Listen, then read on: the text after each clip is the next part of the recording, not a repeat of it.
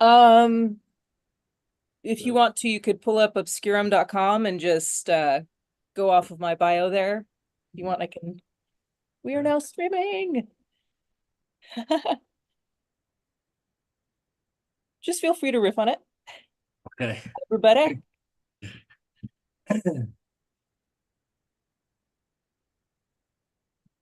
Welcome everyone to another TeleHealth Today weekly Monday morning meeting. Um, Before we get started, I'd like to just say um, thank you to all of our foreign soldiers on this Memorial Day here in America. Um, and we are grateful for you and the place that we have to live in, partly because of you guys.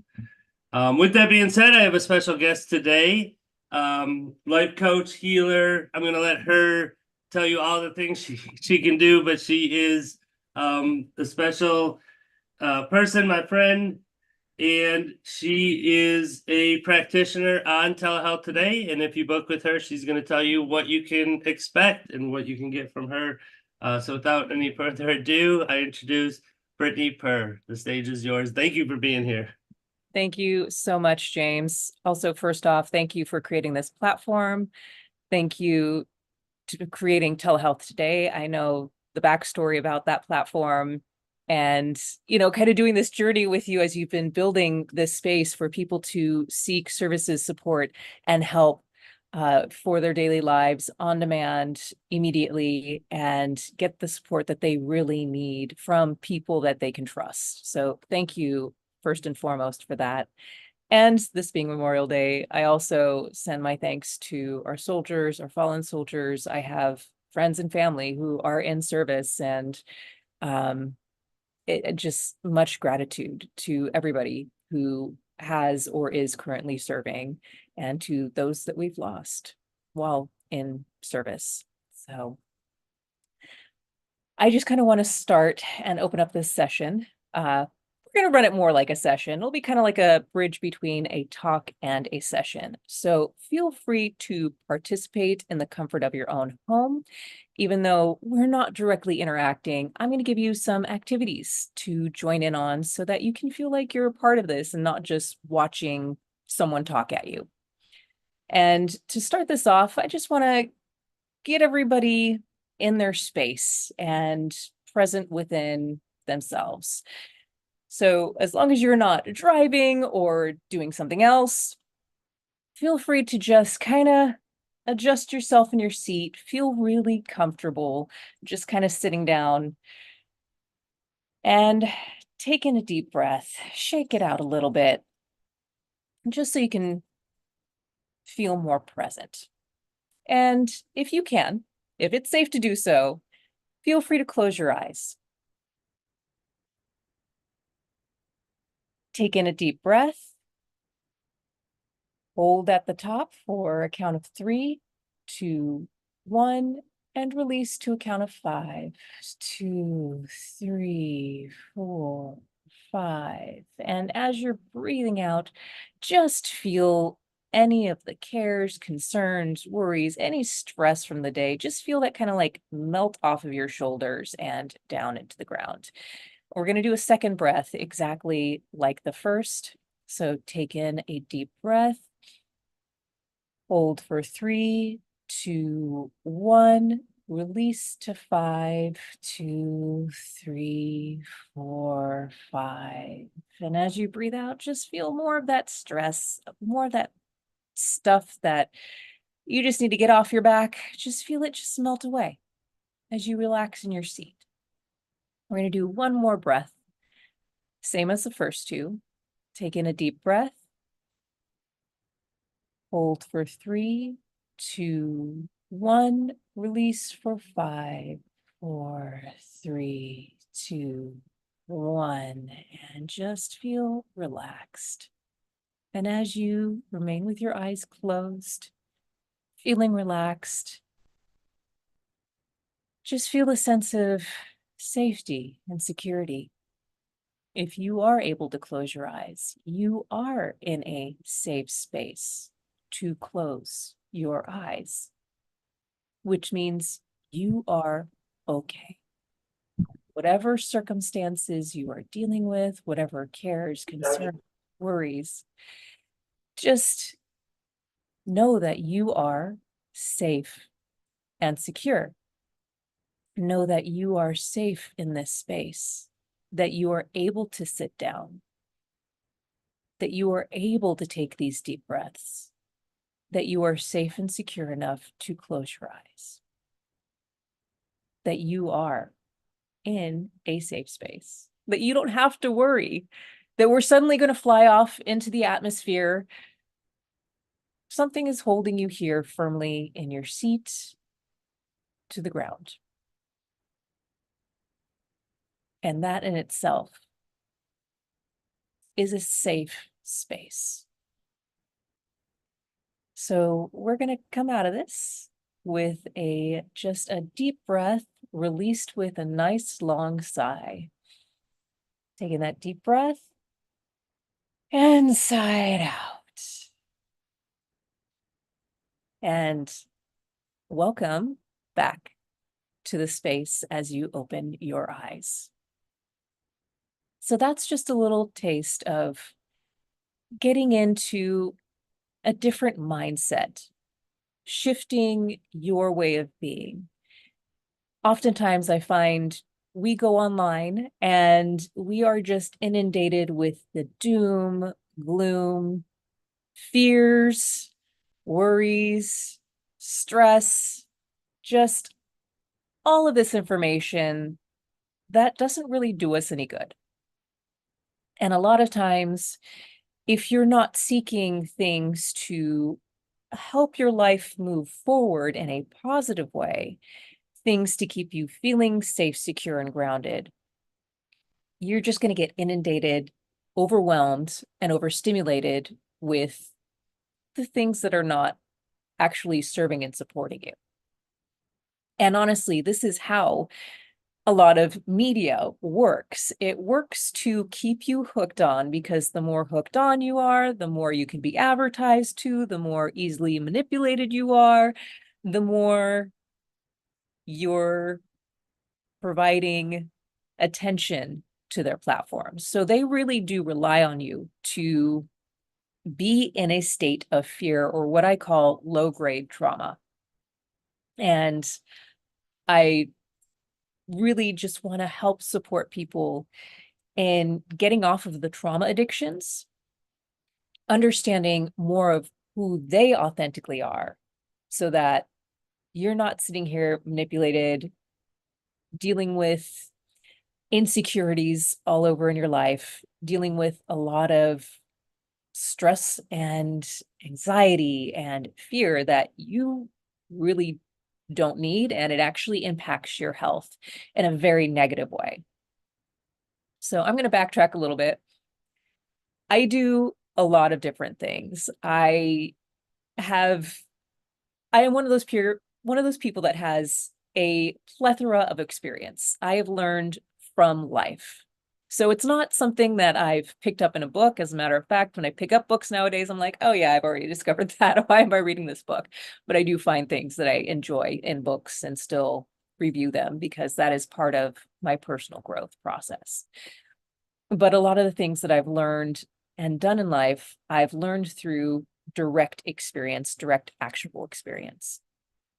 So when it comes to understanding the fear and the mechanisms of marketing and social media, it's because I've worked in marketing to understand that these are things that a lot of coaches are taught. I've also been trained as a coach in multiple different aspects. They literally want to hook you in through your fears. That is a direct marketing tactic. So it does take time to work through this and really connect with yourself to understand what is it that you really want or need or want to go to in your life. Like, what is your journey? And a lot of that journey is going to be the healing process of healing these things that maybe a parent unintentionally put upon you, or maybe a teacher. Say you had great parents, a teacher might have put you down in some way, not intending to, but not really being mindful of, the different needs of individuals. So the healing journey is a process. It is not the destination, because you'll be healing from different things throughout your lifetime. And with that stated, don't be afraid to pursue healing. There's a lot of people that are like, therapy is this, therapy is on this political party. I don't need that. And it's like, we all need therapy at some point, or a support system if therapy hasn't worked for you, or if you don't have access to a good therapist, which, granted, you have a platform that is built just for this, but some people don't like therapists, sometimes coaches. A more hands-on person is more necessary for you, or sometimes it's just someone to listen to you as you vent, or someone to get advice from. There's a lot of different reasons why a platform like telehealth makes sense. But coming back to understanding you a little more, I'm going to do another actionable exercise. And this one is directly helping you to kind of connect and understand how trauma, how fear impacts you in your daily life, and how you might be acting in this state. So since we have more people on, I'm going to do the bear in the room exercise. And I know there's been a fabulous question recently on social media within regards to a bear, but we're going to kind of put that to the side right now and do this exercise. So let's say you were attacked by a bear, or you witnessed someone attacked by a bear when you were a kid. And now every time someone says bear, I want you to say bear. So with those who are here on the Zoom, if you would say that with me, that would be great. So back in the past, you witnessed someone attacked by a bear, or you yourself were attacked by a bear. So right now, when I said that word a couple of times, you would want to shout bear. And now let's say you're watching a movie and someone says, oh, that bear bar over there. Your brain's shouting bear, right? And if you're playing along, you'd be shouting bear at this point. So bear in mind, it's again, bear. That word jumps out at you. That there will be these occurrences of trauma that you will have to bear.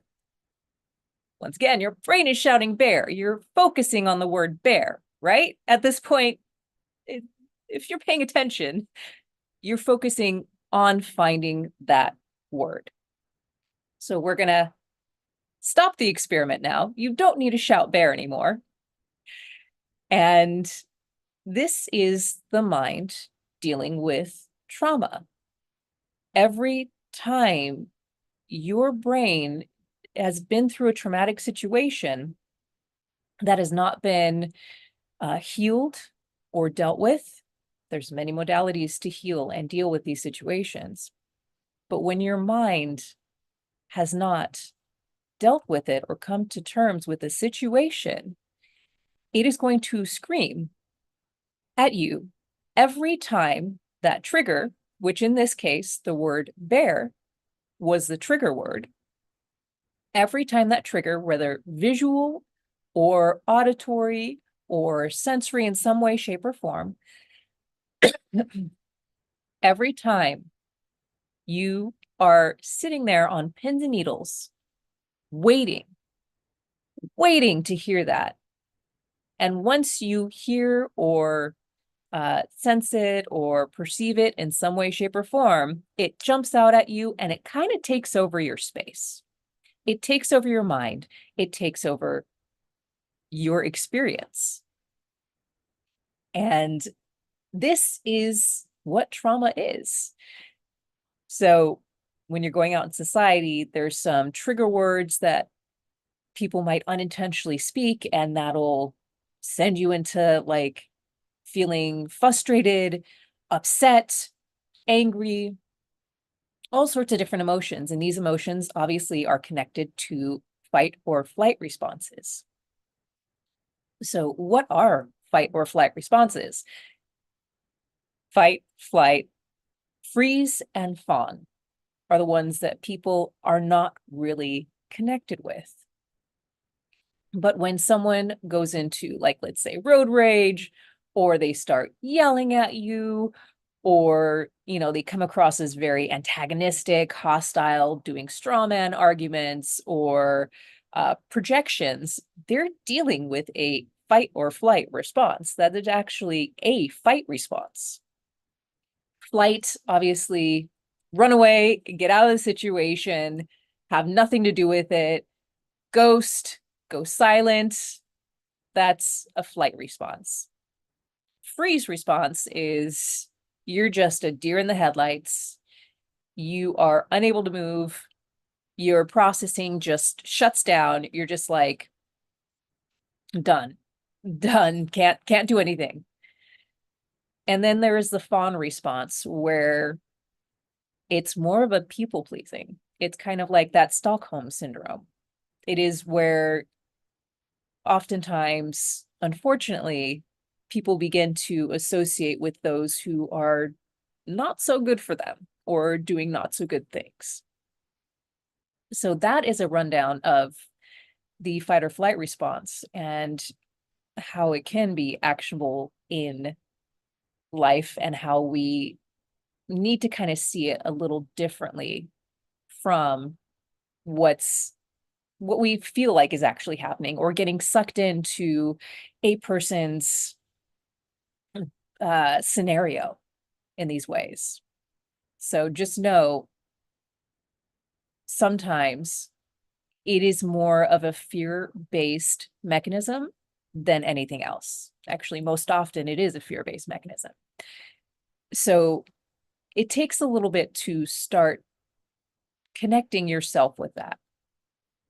And this is the next exercise that I usually do to connect people with that. Now, this is a breathing exercise. And if you have any heart issues, if you have any breathing issues, you might want to not participate in this so much. So just be careful if you start feeling like you're going to pass out, if you're feeling too dizzy, feel free to stop at any time. Okay. So please be mindful of this. As a disclaimer, I am not at fault if you stand to pass out or anything. Do not do this while driving, obviously, but manage yourself appropriately. Do not participate in this exercise if you have any concerns with breathing or heart conditions. So right now, I'm going to take us into a breathing exercise to simulate a little bit of our physiological responses to fear. And right now, just start breathing in and out rapidly.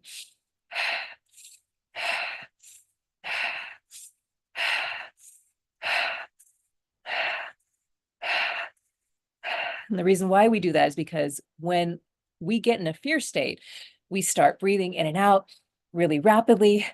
Our heartbeat goes up. We start kind of hyperventilating a little bit. So right now you can kind of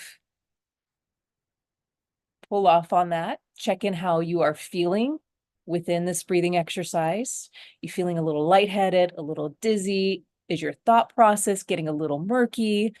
So now we're going to go back into the breathing exercise that we started with today. We're going to take in a deep breath to a count of 3, 2, 3, hold, 2, 3, breathe out to 5, 2, 3, 4, 5. We're going to do it again. Breathe into 3, 2, 3, hold, 2, 3, breathe out to 5, 2, 3, 4, 5. And one more time, breathe into 3, 2, 3, hold, 2, 3, and out to 5. 2, 3, 4, 5. So now you should be in more of a relaxed, more of a Zen state. Because when we go through those experiences of fight or flight, as humans, we don't take ourselves out of that. So we went through the process of what it feels like in that state, how it co-opts our mind, how it co-opts our thinking, and then how to quickly, efficiently, and effectively get out of that state through breath work. But that takes managing and being in connection with your body, knowing that, okay, my heart rate's going up. I'm probably need to take a break from this and then come back and respond to this scenario a little later, if that's possible. Or maybe it's a state of like, I need to take in a deep breath before I do anything silly, reacting out of anger, or, just taking in those deep breaths when you can get to a safe space to do so. Oftentimes, you'll see videos of animals, they'll deal with a scary situation, then what do they do afterwards? They shake themselves off and then go on with their life. So this is the equivalent of that. But first, we need to connect with the fact of what we're dealing with. A lot of people are not connected within feeling that sensation of anger or upset or sadness or discontent rising up, but our bodies do react, even if you are not super connected with your emotions. So paying attention to that is huge in getting yourself back to balance, feeling more grounded, and being able to move on with your life. So what does it feel like? And then the way to get out of that. So this is just a little snippet of what I can do within supporting people who are dealing with very trying situations. I often support a lot of, excuse me, I support a lot of single moms. I've helped, stood by people while they're dealing with court cases. I'm not an attorney. I don't help people in that way, but if you are working with an attorney, I can support you in working with that attorney to support your case. And I've also supported several people through domestic violence situations, helping them to get resources, at least here in California, Southern California specifically, and then being able to reground themselves and reorient themselves out of that trauma state, because it's not fun to deal with. And I have experienced that myself enough to be able to step into this position in a knowledgeable way and a way of understanding. Also, within the scenario of things, especially when it comes to domestic violence, reconnecting with who you are is huge. A lot of times in those situations and scenarios where you're dealing with a lot of fear, we lose ourselves. We lose our sense of purpose. We don't have effective, efficient boundaries set up. And understanding boundaries is, a boundary is not something you place on someone else. A boundary is something that you are able to enact on. So if I tell James, hey, James, never talk to me again, and I do nothing on my end, which I would never do. James is amazing. But he could text me whenever he wants. So I would have to take the step to be like, sorry, I'm going to have to block you if this isn't going to work out. So that's a way of setting a boundary that is efficient and effective. And with my daughter, because I have a daughter, instead of putting her in timeout, which isn't something I can really easily act on, I was like, I need to go into a timeout because I'm dealing with a lot of stress and frustration within this situation. So those are ways that you can set actionable boundaries. It's not about controlling someone else. It's about what you can actually control and then doing something about it. And being mindful of not creating more harm in the long run and being the person that you want to be. And then moving forward into that space, taking actionable steps into that space.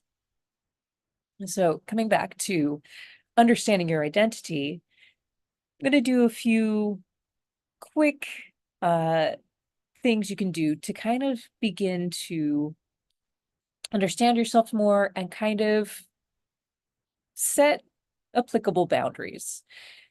First one is really hone in on your likes and dislikes. If, let's say, you're in a relationship, or actually, let's just say you're dating right now or attempting to date. I know it's challenging. But when you go out there, are you encountering the same type of people? Are you seeing these same sort of scenarios play out in a different way with a different person, but it's always the same thing at the end of it? Are you noticing other familiar things, things that you don't like? That is a sign to invert what it is that is not working. So trace it back. Where was the first sign of this sort of behavior displayed? And then connect that also with your past.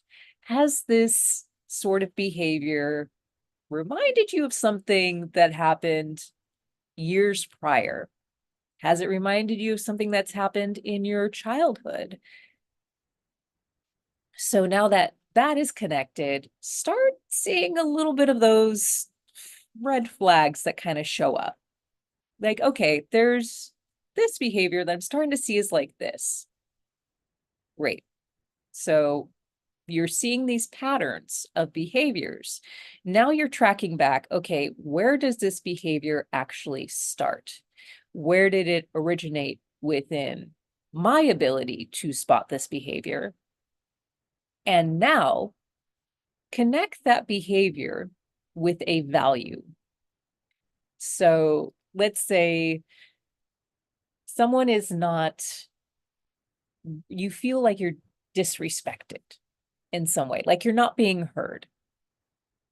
And maybe this started in your childhood, like one of your parents would never listen to you, or, you know, that sort of thing, or people would constantly misconstrue how you're speaking. Sometimes it is a feedback mechanism. So just acknowledge that sometimes there's feedback around that. Sometimes there's always things that we get to improve on. But when you're looking at your value system, obviously respect is probably one of your values. Someone to respect you enough to hear you or ask questions to understand where you're coming from. Now, granted, we don't want to put the work or everything on someone else. We get to do some of the work ourselves. And if that is, shifting our perspective to understand, hey, not everybody's going to be like that person. There are plenty of other people out there that don't repeat these patterns. Or sometimes it could be, okay, am I doing something to encourage this pattern to happen? If you are a people pleaser, that is going to create a pattern of people kind of walking all over you because of that people pleasing mechanism. So understand that there's a twofold behavior component within that. When you do the work yourself, on yourself, you can then begin to really clarify and see, okay, what is it that I get to work on? What is it that I'm seeing in them that I find familiar that I should not be pursuing anymore? And that comes down to your values. So within the scenario, the value of respect is probably one of your key values. If that's something that has played out over and over again and you feel disrespected. So it's going to be kind of an inversion. Or if you feel like you're being taken for granted, gratitude might be one of your values. So this is something to kind of play with, explore, and really be mindful of, especially when something comes up that starts to frustrate you or trigger you. Start thinking back, okay, take a break, get yourself out of that state, reorient your mind, and then trace that trigger back to where it started. And then connect it with like, okay, it started here. I felt this way. I want this. And usually that is your value. So maybe it's honesty, integrity, follow through. It can be a lot of different things, but find the top 5 or 6 values. Now, once you have those values established and very clear, sometimes they can shift. Sometimes they'll change. Maybe as you get older, it might be enlightenment might become more of a value, or joy might become more of a value.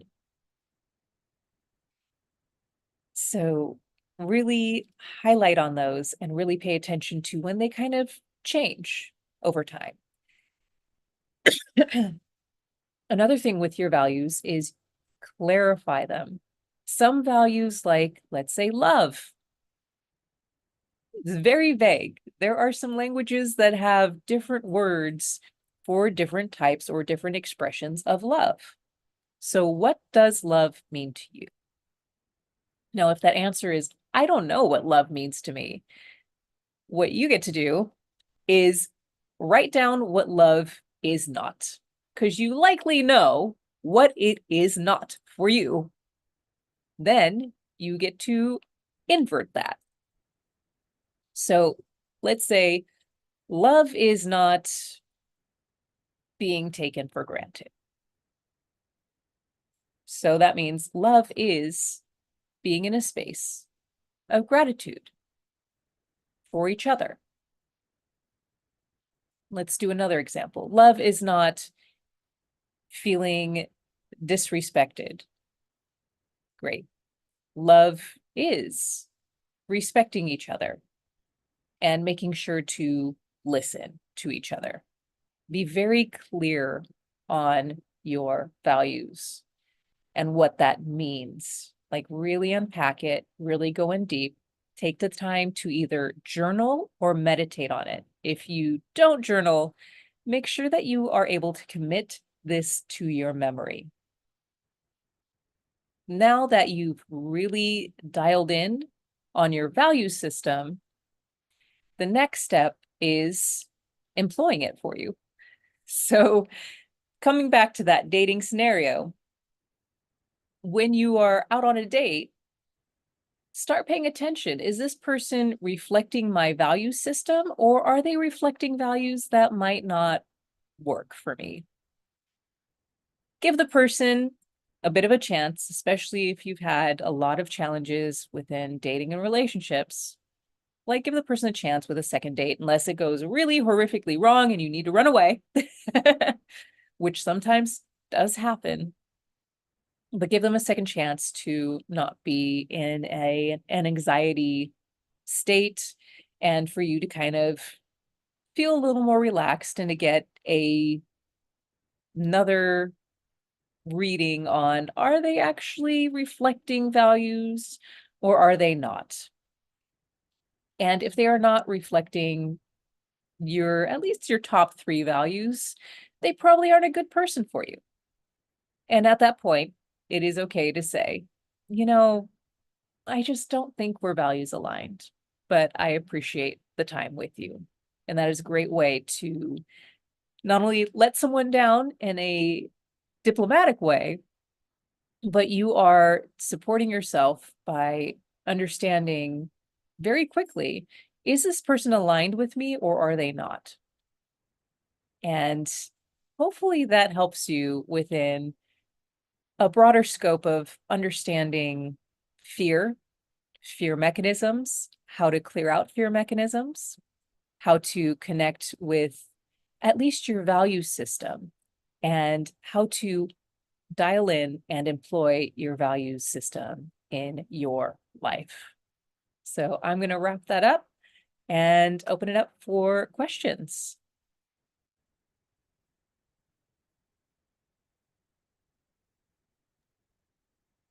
Okay, I will start. Thank you.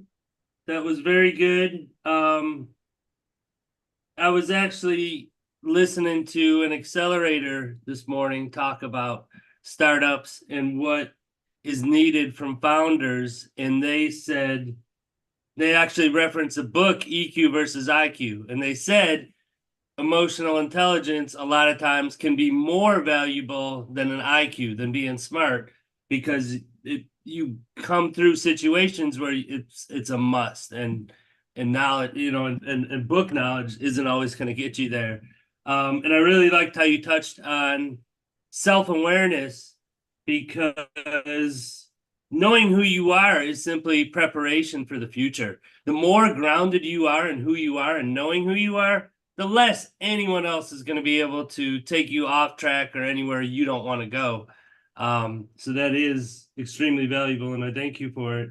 Um, so okay, so I just had just like two easy questions. Um, the first one, if someone needs help identifying their three top values, as you said, would you recommend the backwards exercise that you referenced with love? Like what, in other words, if they don't know what they love the most, do you ask them what they dislike the most, and then you go opposite of it? Is that like a good way to identify their top three values? Yes, yeah, absolutely. That's actually what I've worked through with a lot of diverse array of clients. Sometimes it is a little challenging for some people because, especially for people pleasers, your brain will kind of like trick you to get distracted or kind of cheat on the experience a little bit. So, if you find, okay, this is not working, or, something's wrong, or I'm finding I'm getting distracted, sometimes it helps to do the exercise with someone. And, I offer my services on helping people to step through that because a lot of times, well, sometimes, not all the time, but people tend to not be so connected with themselves, especially, as I mentioned, with the people pleasers, which, I was one. So if you've been in a narcissistic type of, or been with a person who has narcissistic traits, a lot of times there's going to be those issues of people pleasing, disconnected with yourself, and ultimately like kind of running away from looking at or shining a spotlight on these things because self-trust has been so erased within that. So if you're codependent as well, it's going to be more challenging and probably better to, work through it with me directly or with someone who can support you. Yeah, thank you. And that actually led perfectly into my next question, which was, and I know it's probably different for every person, but basically, how long is like who's the people that are going to go through it quickly, and who's the people that are going to go through it more, and like a ballpark on how long someone would go through this process of, and honestly, this is a lifelong journey, right? We're never there. We can always improve on ourselves. But what would you say, like, relative to time, that you can actually make an impact and help someone's life? Uh, Usually within a first session of at least 30 minutes to 40 minutes, as long as the person will commit to doing the exercises for at least, a week straight, they'll have a breakthrough. Now, it's not going to be like, everything's great and it's fine and it's fixed. No, a lot of the stuff, you have habits. So that's why I really highlighted actionable steps, things that you do, because there's gonna have to be a lot of doing. And it's like taking that movement, taking that step, and not criticizing how big or small, not comparing the size of those steps, and giving yourself the grace to do it.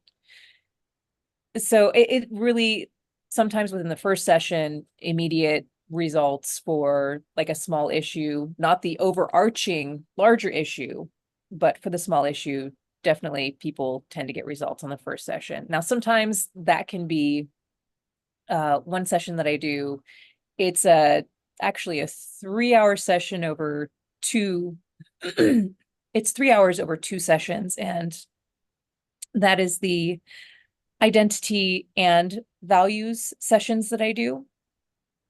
And that, yeah, that takes a while.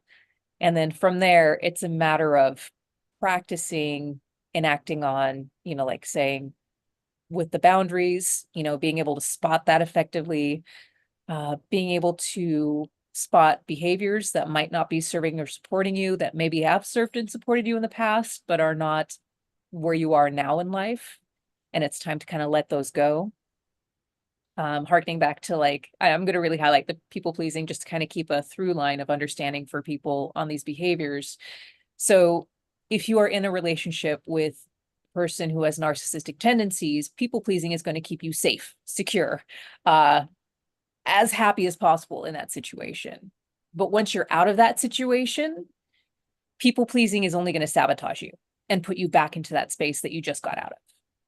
So that takes a lot of work with neuroplasticity, that takes work with changing behaviors, changing habits, really being able to establish self-worth, self-trust, self-love, those sorts of dynamics. So that can take a year, 6 months to a year, depending on, how quickly a person is able to really shift out of that state and into a new state without, having too much thrown at them in their lives.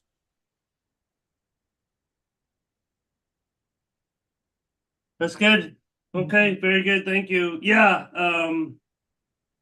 yeah, I've learned that myself, that for every poor characteristic or characteristic about yourself that you want to change, there typically is a false reward, something like you said, security, a false sense of security or whatever, Mhm. whatever that may be. And then just one last thing I'll add, because you said do the work yourself. A lot of people think, oh, if I need to work on myself, that means I was wrong. No, right? You're always growing, you're always getting better. So even if you're perfect, work on yourself to maintain perfect or to be more perfect.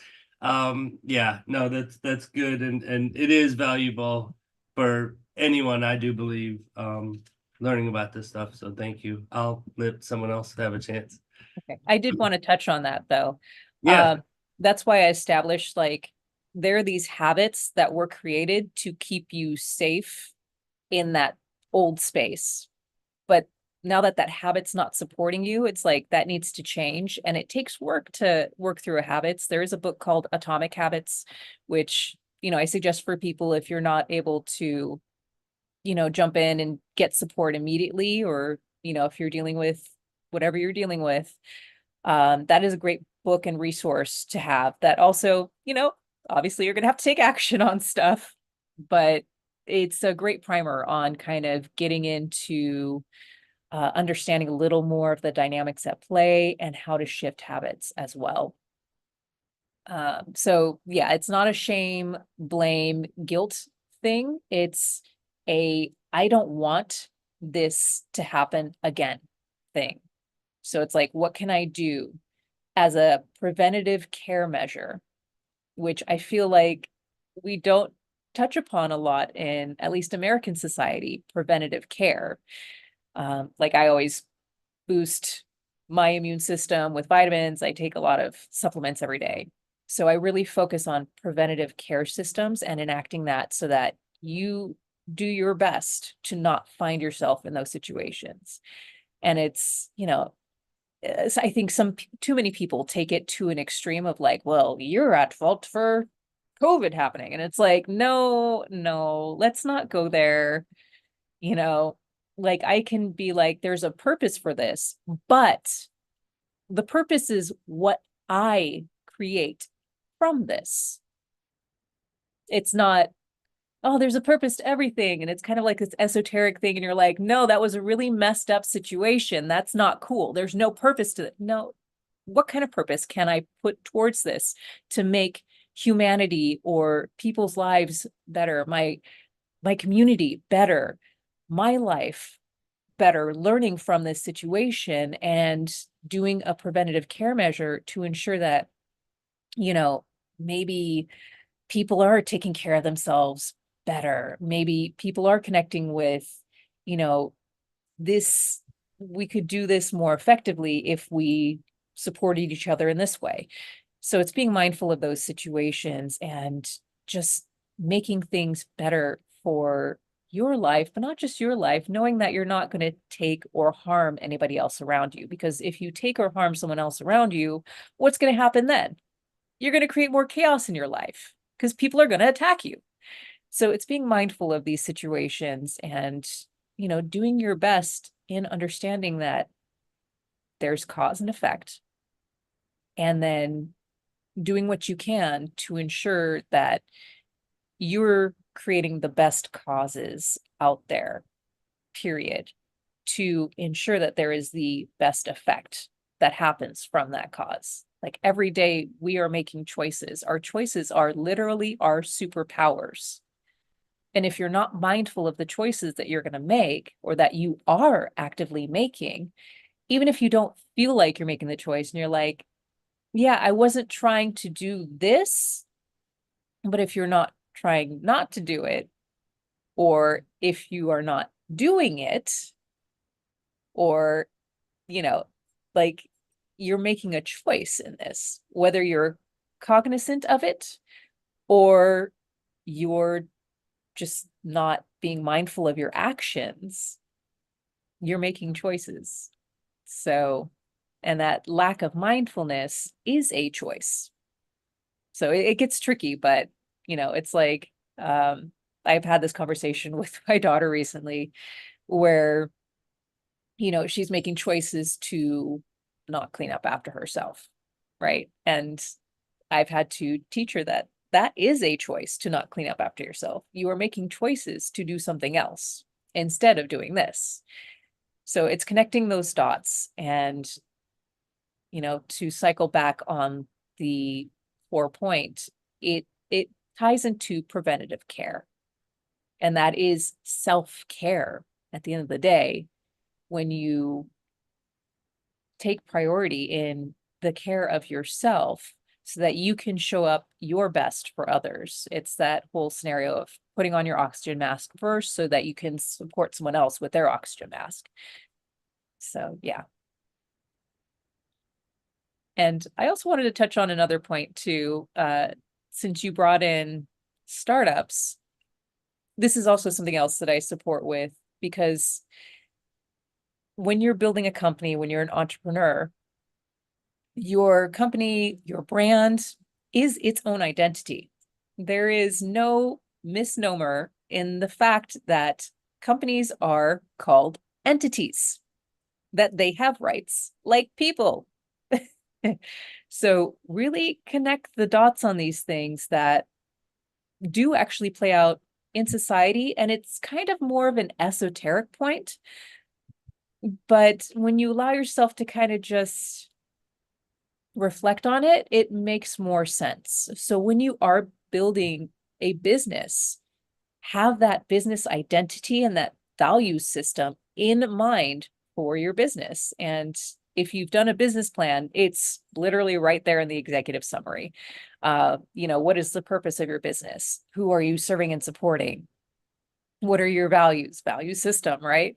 What is your mission statement? The mission statement is your values and purpose system that you're drawing up so that when you go out in the world, share your product out there, people understand what it is that you're doing, and you keep the company, on board those who you're working with, on board with the alignment of your business. And Mama, am I pronouncing that correctly? Hi, Hello. thank you for the nice presentation, Ms. Brettney. I really enjoyed going through this. I have two questions. First is like how we deal with day-to-day anxiety. Like if some people around us, they have the issue of getting anxious over small things. How should we deal with them? And the second is we were talking about business. How about in a workplace? If we have like dominating people around us, how should we keep ourselves not getting affected from those toxicities and those people making us feel bad? How What strategies we can adopt to protect ourselves from those? All right. I'm going to start with the business one because that kind of leads into the anxiety part. So Okay. when you're dealing with that situation, and it's tricky because to really effectively support you, I would need to know a little bit more about the situation and an understanding of the people that you are dealing with. And so a lot of this harkens back to me doing Yeah, acting. it's just if, for example, if there are people around you who want you to do their work and who want you to be blamed for their weaknesses, things like that. Like in a work environment, how do we deal with different and difficult people? Mhm. Yes, that gives me a little bit of clarity. Really, it helps me to understand that person's character. So as an actor, something that I've had to do is really create effective, realistic characters. And drawing from that experience, I can really pinpoint, okay, and also drawing from my experience within this, connecting with the subconscious, I can definitely see some of their behaviors or why they do things. And then it's directly addressing that.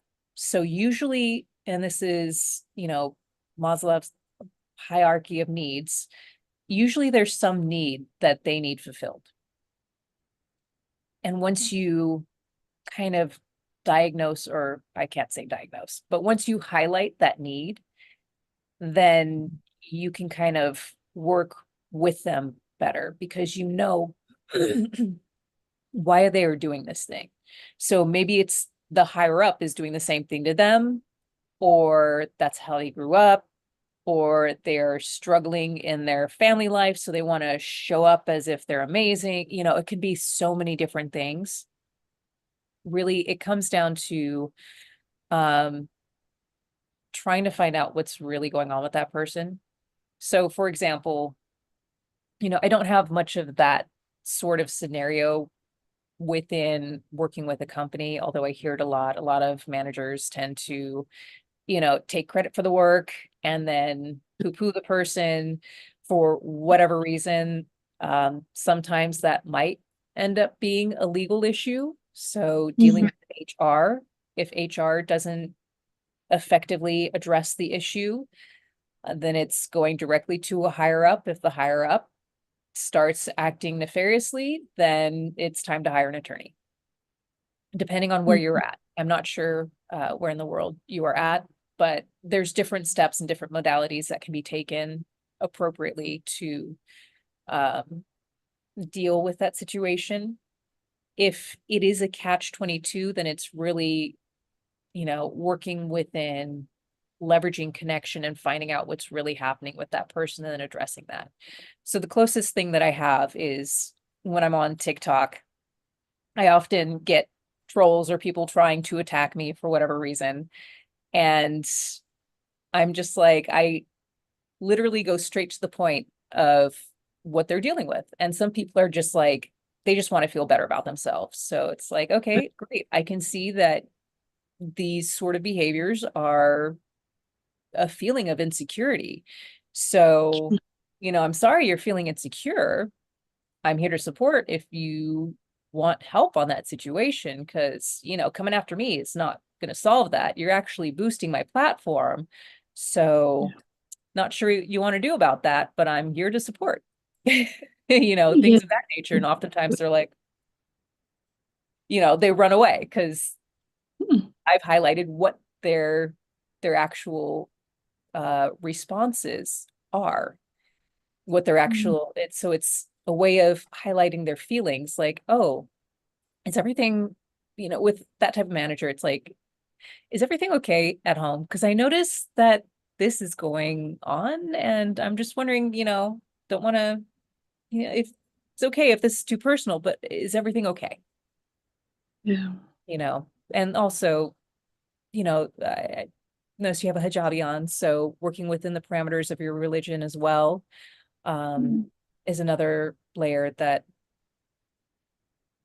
is something to be The reason mindful of within that, because I don't want to, because there sometimes like there's lobbying and same nationality people are supporting each other and make Mhm. others feel left out and you know on Yeah. these things are there, but you're right, they do usually have some insecurities or lack of confidence or these reasons for them to behave that way.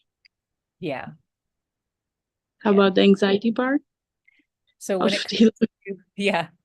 So, I mean, likely that is engaging anxiety, and anxiety is fear, stress. So it's fear and stress commingled together.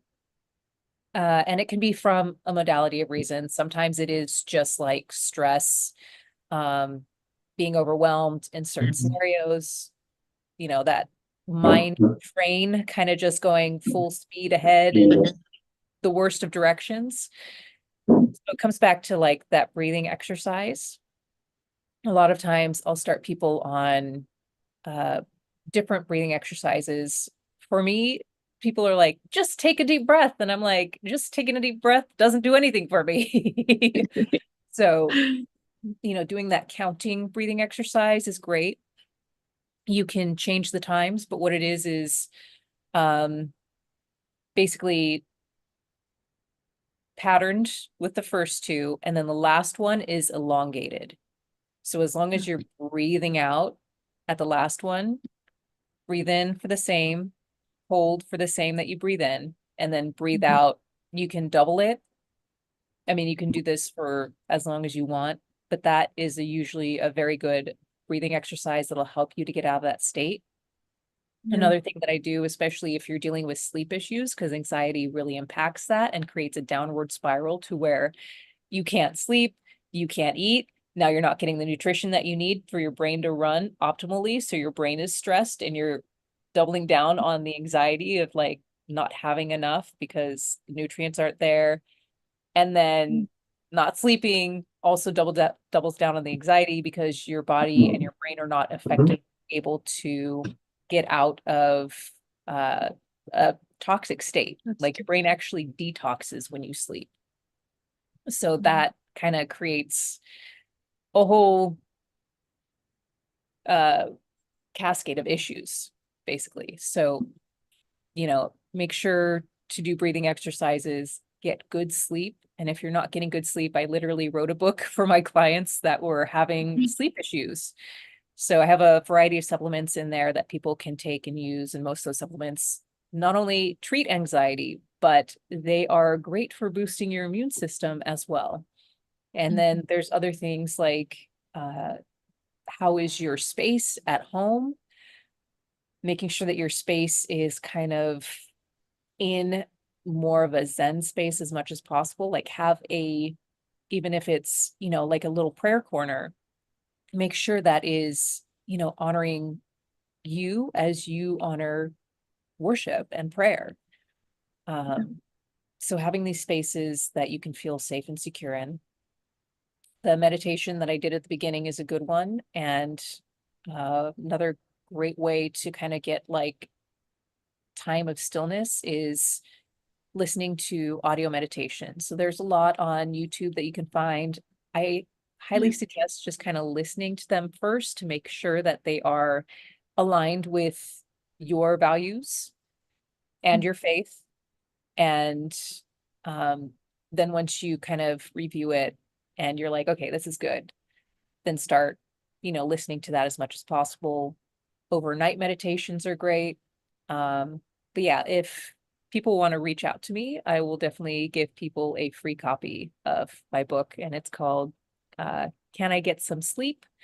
You can also find it on Amazon if you want it immediately. And so, yeah. Yeah, thank you so much for the detailed answer and Mhm. many things I can relate. I'm doing the same things in my day-to-day practice with the children because these days they are also coming with anxiety, lack of sleep, and breathing issues. So these breathing exercises do actually help and they feel better. Yeah, So thank you so much for this detailed answer and this presentation. It's really interesting. yeah. I'll And there's, definitely look for your book as well. thank you. Yeah, there's a lot more to consider with also not getting enough sleep and anxiety. So sometimes it can be a nutrient deficiency as well. Yeah. So, but I'm not Yeah, sure. and there are.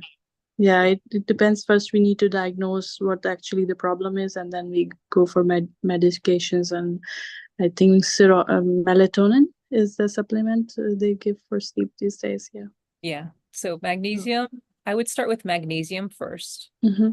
Um, Melatonin, use very sparingly because sometimes melatonin Yeah, can backfire and cause nightmares. And really.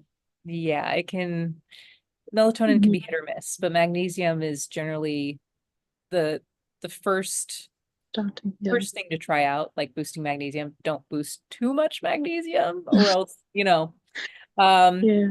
you get yeah, might not Even have for the effect. hyperactivity, magnesium do really helps a lot for ADHD children. When they are started on magnesium, we do have seen good results in them as well. Mhm. So yeah, magnesium is one of the ingredients we should be taking care of Yeah. in our diet as well. Yep. Yeah. Yeah, definitely. Thank you so much. Thank you. Uh, Thank you. Just wanted to say thanks, and the autogenic breathing exercises were quite refreshing. Thank you. Thank you so much.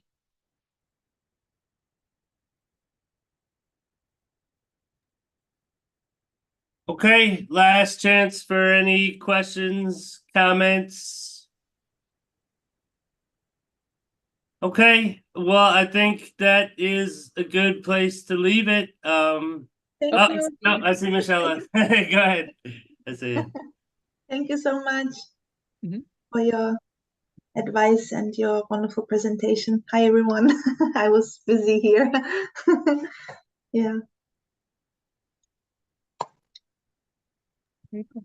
Oh, okay, Thank you. I wasn't sure if you had a question or not. You just wanted to say thank you. So yeah, no worries. Thank you for being here as well. Yeah, so I guess we'll leave it. Everything you do is habit forming. So make an appointment with Brettney to gain more awareness into who you are and what you're going through, and you will create better habits amongst all the other good stuff that she talked about. So thanks again, Brettney, for being here. Thank you all for joining. Wishing everyone, especially in the Americas, a happy holiday, and we will see you guys in a week.